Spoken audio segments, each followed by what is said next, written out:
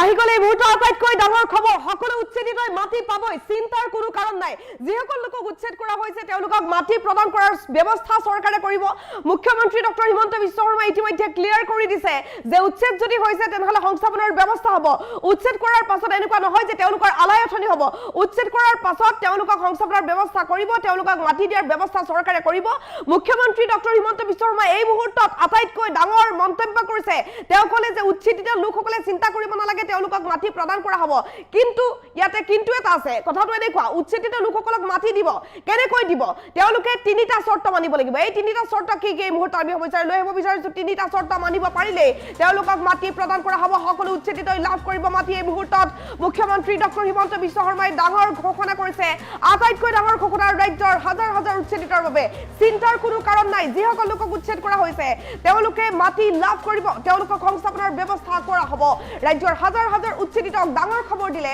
মুখ্যমন্ত্ৰী ডক্টৰ হিমন্ত বিশ্ব শৰ্মাই মুখ্যমন্ত্ৰীগৰাকীয়ে স্পষ্টকৈ ঘোষণা কৰি কৈ দিলে যে উচ্ছেদিত লোকসকলক মাটি প্ৰদান কৰা হ'ব হাজাৰ হাজাৰ উচ্ছেদিত মুছলমানৰ বাবে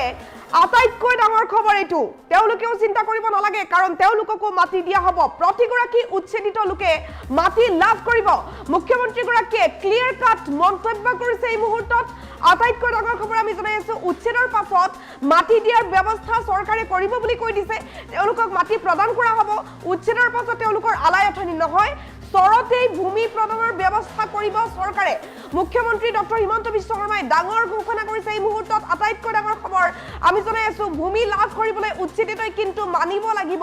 তিনিটা শৰ্ত তিনিটা বিশেষ শৰ্ত আছে এই শৰ্তকেইটা চাই লওক এক নম্বৰ শৰ্ত উচ্ছেদিত লোকে মাটি নাই বুলি প্ৰমাণ কৰিব লাগিব তেওঁলোকৰ মাটি যে নাই প্ৰমাণ কৰিব লাগিব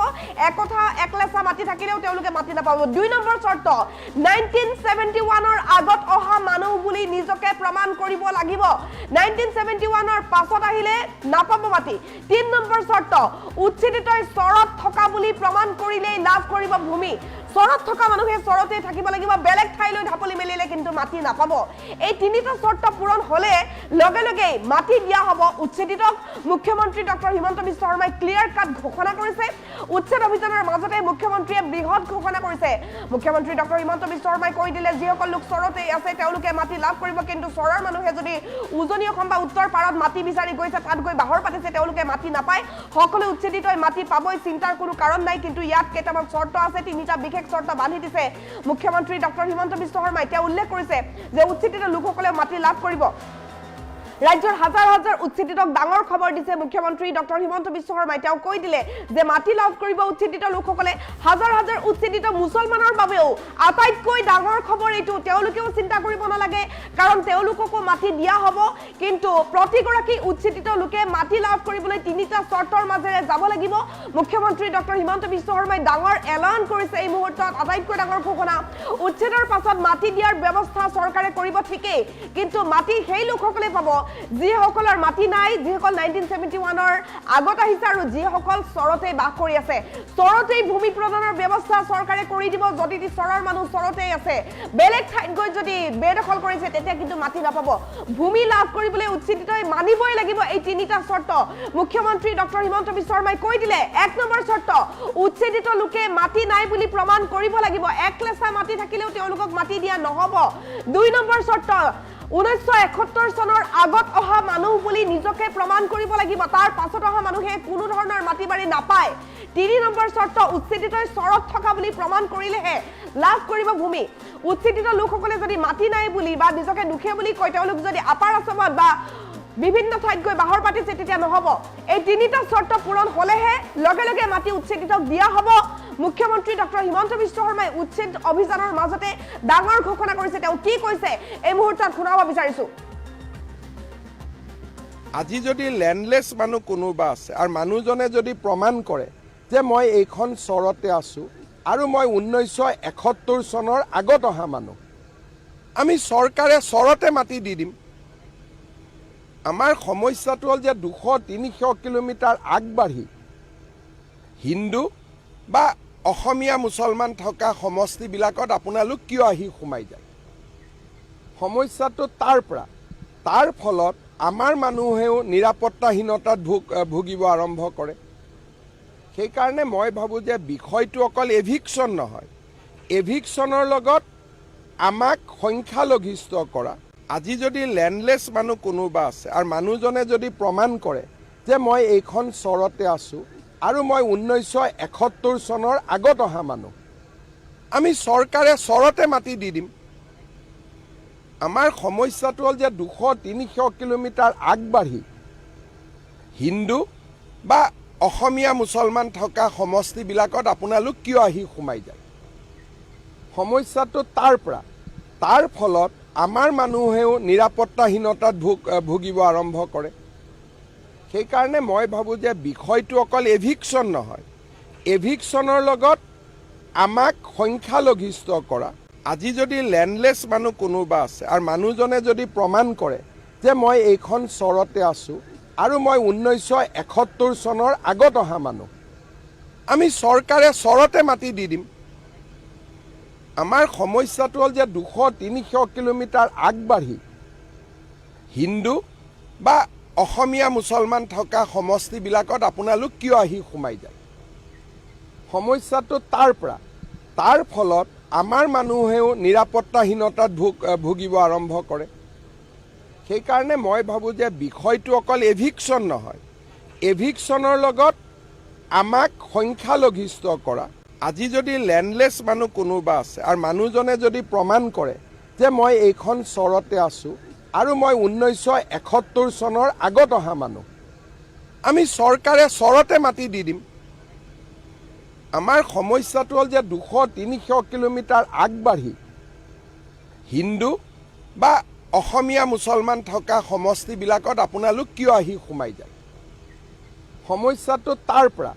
তাৰ ফলত আমাৰ মানুহেও নিৰাপত্তাহীনতাত ভুগিব আৰম্ভ কৰে।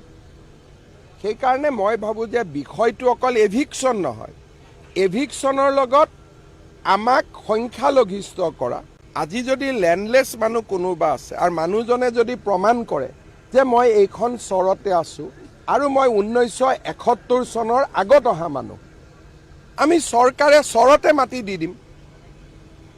আমাৰ সমস্যাটো হ'ল যে 200-300 কিলোমিটাৰ আগবাঢ়ি হিন্দু বা অসমীয়া মুছলমান থকা সমষ্টিবিলাকত আপোনালোক কিয় আহি সোমাই যায়? সমস্যাটো তাৰ ফলত আমাৰ মানুহেও নিৰাপত্তাহীনতাত ভুগিব আৰম্ভ কৰে। সেইকাৰণে মই ভাবোঁ যে বিষয়টো অকল এভিকশ্যন নহয়, এভিকশ্যনৰ লগত আমাক সংখ্যালঘিষ্ঠ কৰা। আজি যদি লেণ্ডলেছ মানুহ কোনোবা আছে আৰু মানুহজনে যদি প্ৰমাণ কৰে যে মই এইখন চৰতে আছোঁ আৰু মই 1971 চনৰ আগত অহা মানুহ, আমি চৰকাৰে চৰতে মাটি দি দিম। আমাৰ সমস্যাটো হ'ল যে 200-300 কিলোমিটাৰ আগবাঢ়ি হিন্দু বা অসমীয়া মুছলমান থকা সমষ্টিবিলাকত আপোনালোক কিয় আহি সোমাই যায়? সমস্যাটো তাৰ ফলত আমাৰ মানুহেও নিৰাপত্তাহীনতাত ভুগিব আৰম্ভ কৰে। সেইকাৰণে মই ভাবোঁ যে বিষয়টো অকল এভিকশ্যন নহয়, এভিকশ্যনৰ লগত আমাক সংখ্যালঘিষ্ঠ কৰা। আজি যদি লেণ্ডলেছ মানুহ কোনোবা আছে আৰু মানুহজনে যদি প্ৰমাণ কৰে যে মই এইখন চৰতে আছোঁ আৰু মই 1971 চনৰ আগত অহা মানুহ, আমি চৰকাৰে চৰতে মাটি দি দিম।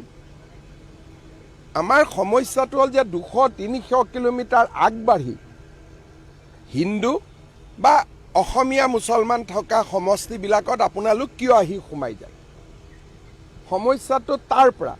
তাৰ ফলত আমাৰ মানুহেও নিৰাপত্তাহীনতাত ভুগিব আৰম্ভ কৰে। সেইকাৰণে মই ভাবোঁ যে বিষয়টো অকল এভিকশ্যন নহয়, এভিকশ্যনৰ লগত আমাক সংখ্যালঘিষ্ঠ কৰা। আজি যদি লেণ্ডলেছ মানুহ কোনোবা আছে আৰু মানুহজনে যদি প্ৰমাণ কৰে যে মই এইখন চৰতে আছোঁ আৰু মই 1971 চনৰ আগত অহা মানুহ, আমি চৰকাৰে চৰতে মাটি দি দিম। আমাৰ সমস্যাটো হ'ল যে 200-300 কিলোমিটাৰ আগবাঢ়ি হিন্দু বা অসমীয়া মুছলমান থকা সমষ্টিবিলাকত আপোনালোক কিয় আহি সোমাই যায়? সমস্যাটো তাৰ ফলত আমাৰ মানুহেও নিৰাপত্তাহীনতাত ভুগিব আৰম্ভ কৰে। সেইকাৰণে মই ভাবোঁ যে বিষয়টো অকল এভিকশ্যন নহয়, এভিকশ্যনৰ লগত আমাক সংখ্যালঘিষ্ঠ কৰা। আজি যদি লেণ্ডলেছ মানুহ কোনোবা আছে আৰু মানুহজনে যদি প্ৰমাণ কৰে যে মই এইখন চৰতে আছোঁ আৰু মই 1971 চনৰ আগত অহা মানুহ, আমি চৰকাৰে চৰতে মাটি দি দিম। আমাৰ সমস্যাটো হ'ল যে 200-300 কিলোমিটাৰ আগবাঢ়ি হিন্দু বা অসমীয়া মুছলমান থকা সমষ্টিবিলাকত আপোনালোক কিয় আহি সোমাই যায়? সমস্যাটো তাৰ ফলত আমাৰ মানুহেও নিৰাপত্তাহীনতাত ভুগিব আৰম্ভ কৰে। সেইকাৰণে মই ভাবোঁ যে বিষয়টো অকল এভিকশ্যন নহয়, এভিকশ্যনৰ লগত আমাক সংখ্যালঘিষ্ঠ কৰা। আজি যদি লেণ্ডলেছ মানুহ কোনোবা আছে আৰু মানুহজনে যদি প্ৰমাণ কৰে যে মই এইখন চৰতে আছোঁ আৰু মই 1971 চনৰ আগত অহা মানুহ, আমি চৰকাৰে চৰতে মাটি দি দিম। আমাৰ সমস্যাটো হ'ল যে 200-300 কিলোমিটাৰ আগবাঢ়ি হিন্দু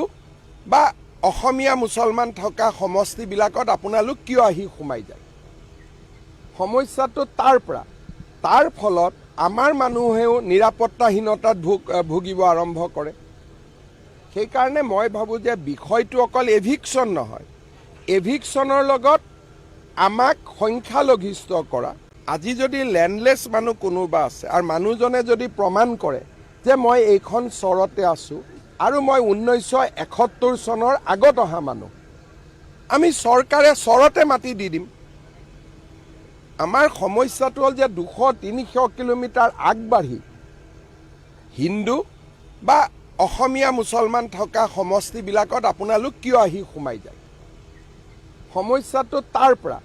তাৰ ফলত আমাৰ মানুহেও নিৰাপত্তাহীনতাত ভুগিব আৰম্ভ কৰে। সেইকাৰণে মই ভাবোঁ যে বিষয়টো অকল এভিকশ্যন নহয়, এভিকশ্যনৰ লগত আমাক সংখ্যালঘিষ্ঠ কৰা। আজি যদি লেণ্ডলেছ